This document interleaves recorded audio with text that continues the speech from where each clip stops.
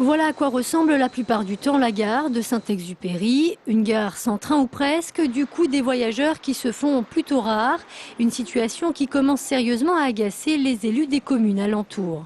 Nous demandons une meilleure articulation entre gare de la Part-Dieu, gare de Saint-Exupéry, mais aussi de nouvelles destinations vers le sud. Autrement dit, 4 allers-retours quotidiens supplémentaires en direction notamment de Montpellier, Aix-en-Provence ou encore Nîmes. Pourtant, chaque jour, la gare de Saint-Exupéry voit déjà passer 22 TGV. C'est plus que les gares de Saint-Étienne ou Grenoble, par exemple, mais cela reste, selon les élus, insuffisant. Nous sommes un bassin de vie important.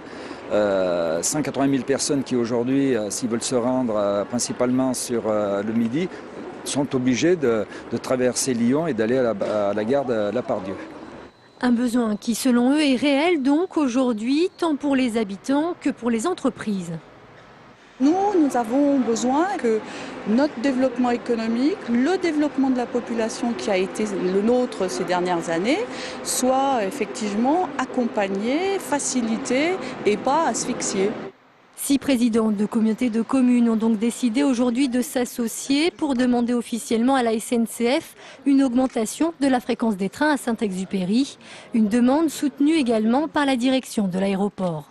Quand vous habitez aujourd'hui Valence, eh bien dans 97% des cas, si vous voulez prendre l'avion, vous allez le prendre ailleurs qu'à Lyon-Saint-Exupéry, alors que vous êtes en théorie à une demi-heure de TGV. Toute cette population aujourd'hui qui, quand elle veut prendre l'avion, se redirige vers un autre aéroport européen ou Paris, doit pouvoir trouver cette offre à Lyon.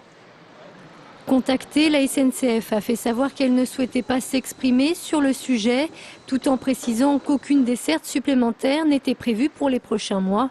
En 2009, la gare de Saint-Exupéry a accueilli près de 500 000 passagers.